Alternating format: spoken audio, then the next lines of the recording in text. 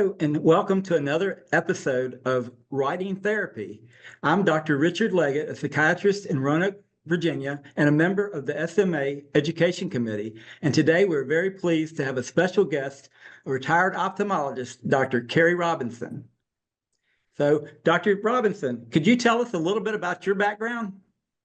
Sure.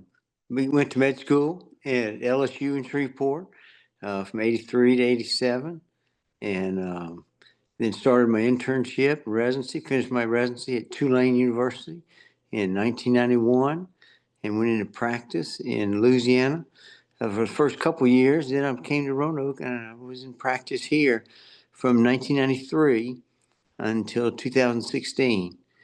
I retired a little bit earlier than I thought I would due to some health concerns, but I had a great practice and learned to really value the practice of medicine and value the years that I did practice. Thank you. And Carey, since we've known each other for a while and a lot of different situations, in fact, I'm very pleased to say that you were my ophthalmologist for a while there and a good friend from church as well. So we'll try to keep this as informal as we can. But I was interested, could you tell us a little bit about how you got started with writing your first book? Sure. The kids and I were just talking, and they said, "Dad, you know, one thing that we really liked was you would say, man, whatever you want to try, I'm game. That's what I do best. Whether it was coaching soccer, which I'd never done, teaching them to rollerblade, which I'd never done, fixing them chocolate chip cookies. My usual response was, that's what I do best. And they said, man, you ought to record that and write that down. That'd be a fun story. So I started working on that, and really just took me a few days to write the story itself, and brought it to my wife early one Saturday morning. She said, I want you to read this, and she got all excited about it. So that's how I got started. It was an encouragement for my kids. Great. And can you tell us a little bit about the process that when you went from writing the story to what you had to go through as far as getting it published? Sure. Yeah, it was a process. Had to meet with an editor and editorialize that.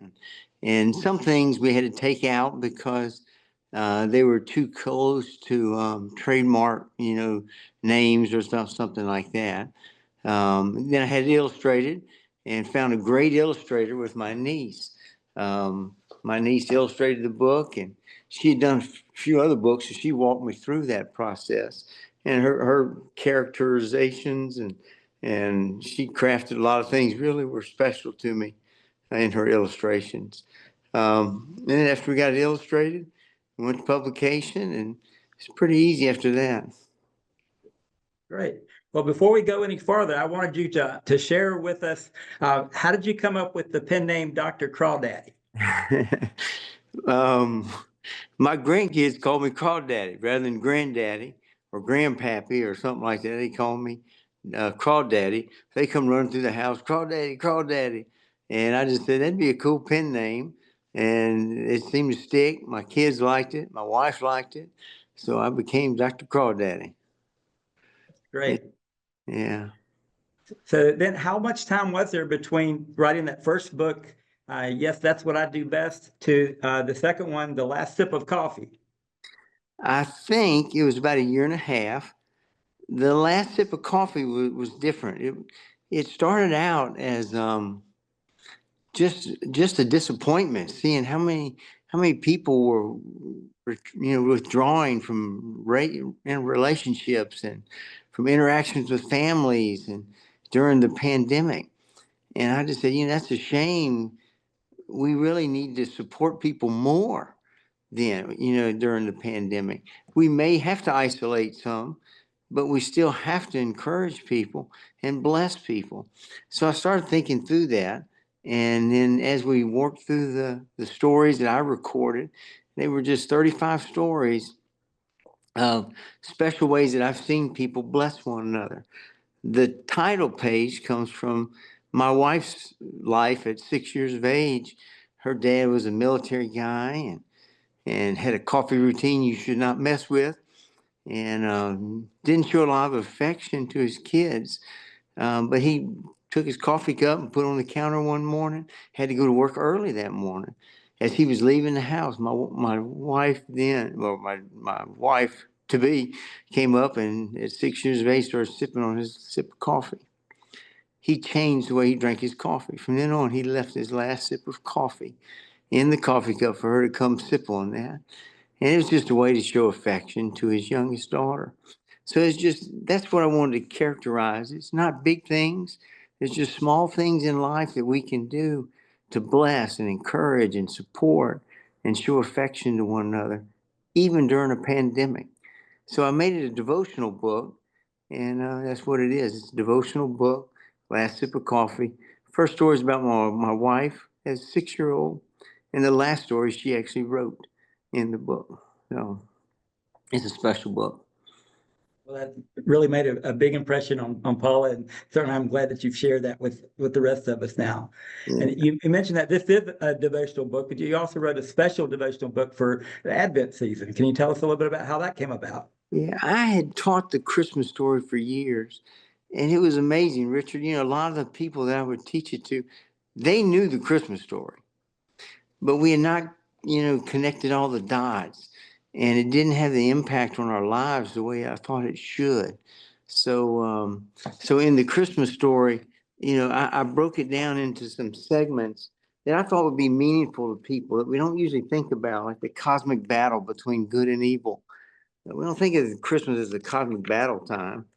The sounds of Christmas, we think of the jingles and we think of the Christmas, songs and hymns. But the sound that the Lord used to get our attention for the Messiah come into the world was silence. And the silence of Christmas can be very difficult sometimes, but it can be very therapeutic.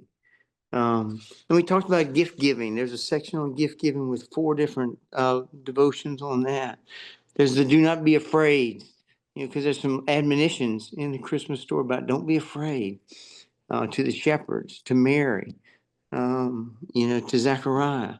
So I just broke it down in those sections, and I just wanted people to stop and just have a little bit more awe of what Lord's done through the Christmas story.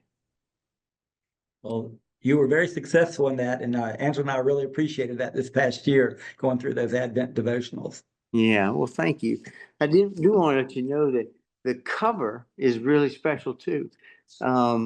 Katie, my niece, did the drawings for the first 2 books. This is actually a wood carving, and it's a wood carving that my son Tyler did.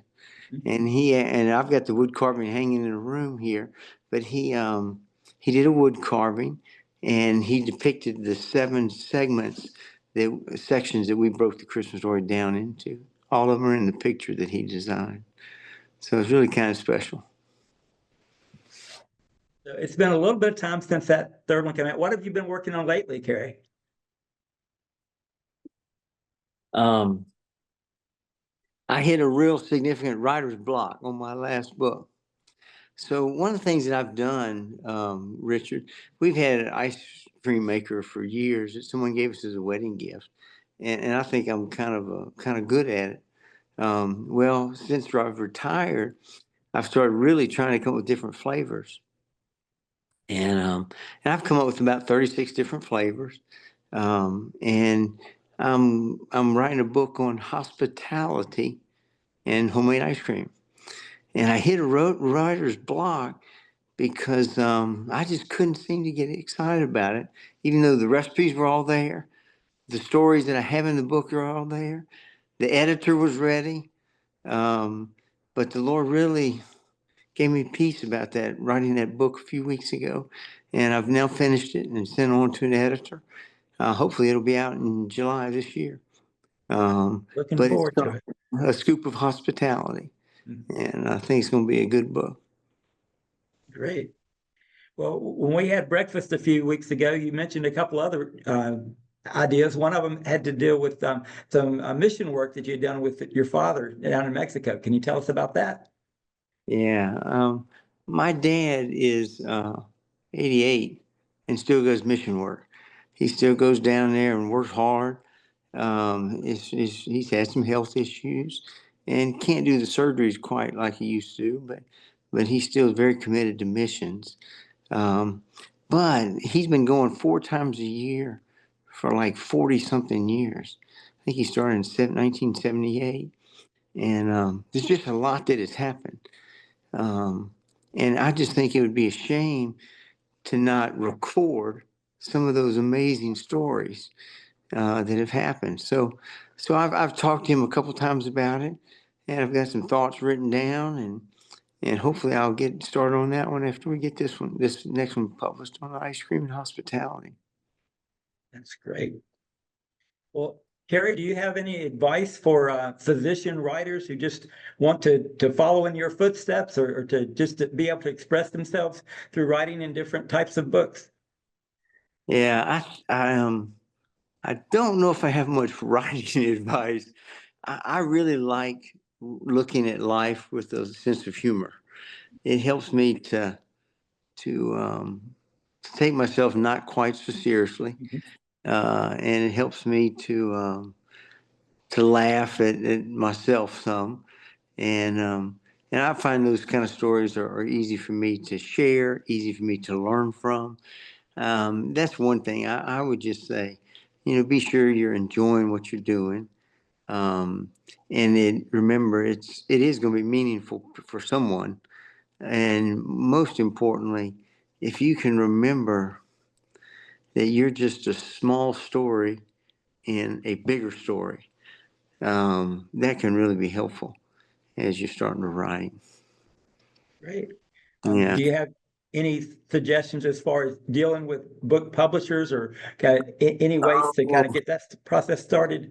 Yeah, I tell you, I really like the editor that I'm working with now, and Ingram Sparks, that publisher, has done very well.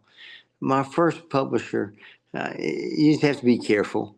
You can get taken advantage of when you're first new into this business, and it can be expensive, and they want to say what you want, what you want to hear, and think your book's going to change the world, and you can spend money and not get much traction with it. So I would say enjoy your work. It's a legacy for your family and for yourself and for the Lord, and just be cautious with how you spend your money when they're telling you you're going to change the world with a book. It's probably not going to happen, you know.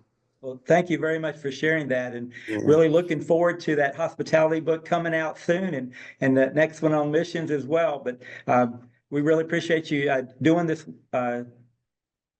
interview basically for our Southern Medical Association viewers, and we just ask you to continue working and give us some updates somewhere down the line. But thank you very much, Dr. Robinson. We appreciate that. Thank you, Richard. Appreciate the opportunity. Lord bless y'all. Thank you. Sure thing. We appreciate it. Bye. Please support our mission to improve quality of patient care through education. Join us, follow us, and share this content with family and friends.